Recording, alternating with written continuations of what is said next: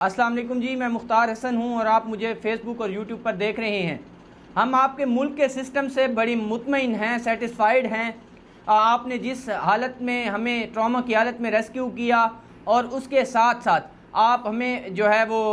عدالت میں آپ نے لے گئے، 164 کا بیان کروایا، ہمارا میڈیکل کروایا، تو آپ ہمیں اپنے ملک کا جھنڈا دے دیں۔ تو ہم نے رات کو 3 بجے اپنے ملک کا جھنڈا جو ہے ان کو دیا، اور یہ کہنا تھا ڈی آئی جی فیصل کامران صاحب کا کل کی پریس کانفرنس کے اندر۔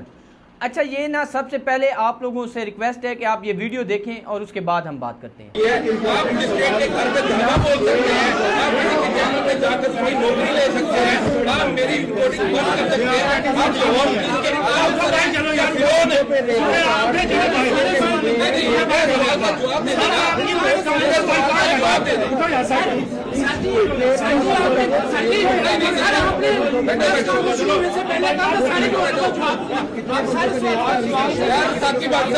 ہیں۔ میری بات کا سوال دو یار، میری 2 سال سے ریکارڈنگ بند ہے، کس بہاف پہ بند ہے؟ اگر کسی کو چینل سے نکالنا ہے کس بہاف پہ نہیں بتا رہے تو ڈی اے جی آپریشن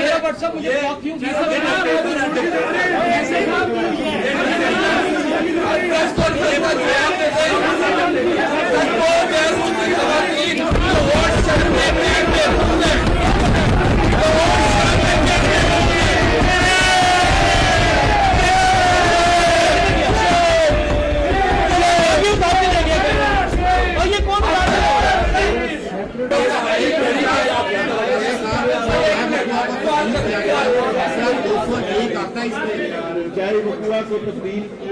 کیا والی بات آپ کیسے کہہ رہے ہیں؟ ہم نے یہ دیکھا کہ جس مکان میں وہ رکھی گئی تھی وہاں پی ایم سے گئی، اس مکان میں اگر کوئی ایویڈنس ضائع کیے گئے تھے تو اس جگہ پہ 201 کا ملزم ہمارے پاس ہے۔ جی، تو یہ آپ نے ویڈیو دیکھی، اس کے اندر جو صحافی ہیں ان کی لڑائی آپ دیکھ رہے ہیں ڈی آئی جی فیصل کامران صاحب کے ساتھ، کہ جب آپ لوگوں کو ہماری ضرورت پڑتی ہے تو آپ ہمیں بلا لیتے ہیں۔ آج جو ہے وہ آپ کو اپنے ڈیفنس کے لیے ہمیں بلایا ہے، جبکہ ہم کال کرتے ہیں تو آپ ہماری کالوں کا جواب نہیں دیتے، آپ ہمارے آفیسز میں جا کے ہماری نوکری کھانے کی کوشش کرتے ہیں، اور جس پر ایک صحافی صاحب نے تو حلفاً یہ کہا اور ساتھ میں کلمہ پڑھ دیا کہ آپ میرے آفس میں گئے اور وہاں پہ آپ نے کہا کہ اس کو نکال دیں نوکری سے۔ تو آج جب آپ کے میں یہ کہہ رہا ہوں کہ جب اس سسٹم کے پاؤں جال رہے تھے تو انہی صحافیوں سے مدد لینے کی انہوں نے کوشش کی ہے کہ آپ ایک سافٹ امیج جو ہے وہ پیش کریں، حالانکہ ایک بہت سنگین مسئلہ ہے۔ مسئلہ یہ بھی ہے کہ وہ غیر ملکی خواتین تھیں جس سے ہمارے ملک کا جو ہے وہ نام جو ہے وہ غلط طریقے سے گیا ہے، اور دوسرا یہ تھا کہ ایک بڑی فیملی، ڈار فیملی کو تحفظ دینے کے لیے صحافیوں کو اپنے حق میں کھڑا کرنے کی کوشش کرنا، یا پھر جو ہے وہ اس فیملی کو بچانے کے لیے جس کو سی سی ڈی نے کچھ بھی نہیں کہا، حالانکہ غریب کا اگر کوئی بچہ ہوتا، سرگودا کا واقعہ آپ دیکھ لیں، کوئٹہ کا واقعہ آپ دیکھ لیں کہ وہ بندے جو ہے وہ تھانے تک بھی نہیں پہنچ پاتے اور مقابلہ ہوتا ہے اور ان کو مار دیا جاتا ہے۔ تو یہ ساری صورتحال ہے۔ تو یہ واقعہ جو ہے وہ تقریباً 1 جولائی کا ہے، جب 12:40 پر پہلی کال ہوئی۔ اچھا، سب سے پہلے میں آپ کو بتاؤں کہ یہ جو خواتین ہیں یہ 26 جون کو جو ہے وہ اسلام آباد پہنچی ایئرپورٹ پر، وہاں سے جو ہے وہ مری بھی گئی ہیں اور 1-2 جگہ اور ہے وہاں پہ بھی گئی ہیں، وہاں سے پھر وہ 29 جون کو وہ لاہور گئی ہیں اور جاتے ہی اغوا ہو گئی ہیں۔ جیسے وہ وہاں اغوا ہوئی ہیں تو ان کے ساتھ جو تشدد کیا گیا، جنسی زیادتیاں کی گئیں، اس کے ساتھ ساتھ جو ہے وہ باقی جو بھی ان کے ساتھ کیا گیا، تو پہلی جو جولائی ہے اس کی 12:40 پر جب یہ کال ہوئی تو وہ جو بندے تھے، جو ملزمان تھے، انہوں نے اس سے کہا کہ آپ سے جو تاوان کے پیسے مانگے جا رہے تھے وہ ہمیں مل گئے ہیں، اب ہم آپ کو ایئرپورٹ چھوڑنے جاتے ہیں تو وہاں سے آپ اپنے ملک واپس چلی جائیں۔ لیکن درمیان میں جو ہے وہ بھاٹا چوک کا شاید کہا ہے ڈی آئی جی صاحب نے کہ وہاں پہ جو جس گاڑی میں وہ رضا ڈار لڑکا جو ہے ان کو چھوڑنے جا رہا تھا اور وہ اپنے باس سے بات کر رہا تھا، وہ باس جو ہے وہ اسد اللہ خان صاحب کہتے ہیں کہ وحید نامی شخصیت ہیں، اب وہ بھی ابھی تک کنفرم نہیں ہوا، لیکن یہ ہے کہ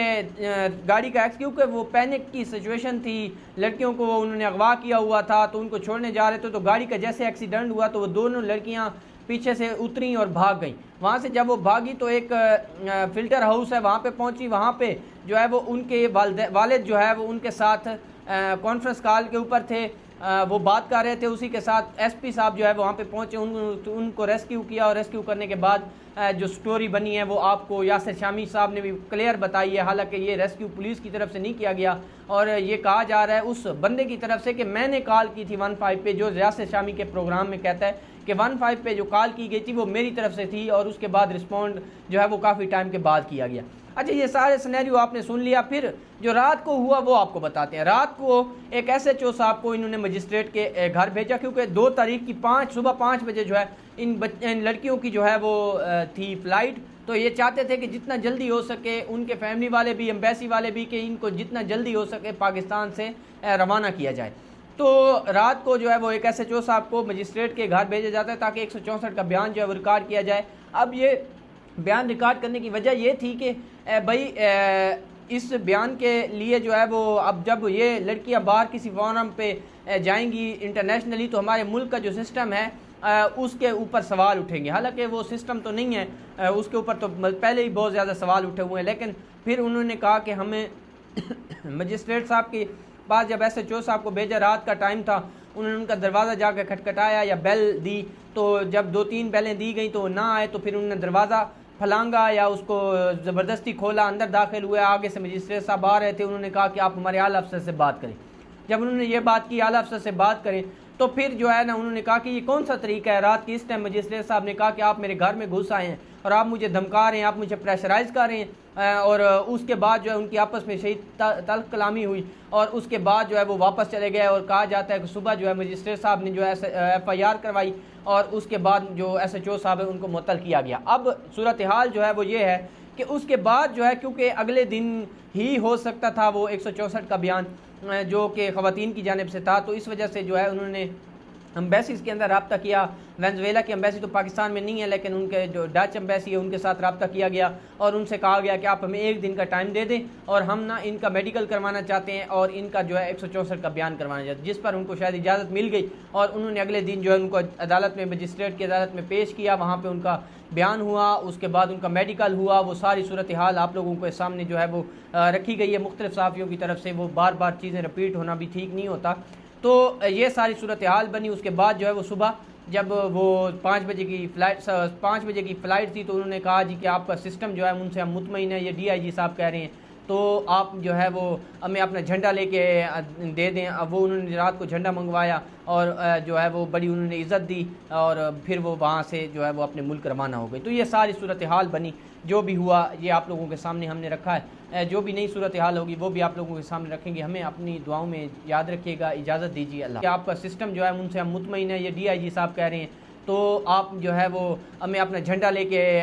دے دیں۔ اب وہ انہوں نے رات کو جھنڈا منگوایا، اور جو ہے وہ بڑی انہوں نے عزت دی، اور پھر وہ وہاں سے جو ہے وہ اپنے ملک روانہ ہو گئی۔ تو یہ ساری صورتحال بنی، جو بھی ہوا یہ آپ لوگوں کے سامنے ہم نے رکھا ہے، جو بھی نئی صورتحال ہوگی وہ بھی آپ لوگوں کے سامنے رکھیں گے۔ ہمیں اپنی دعاؤں میں یاد رکھیے گا، اجازت دیجیے اللہ۔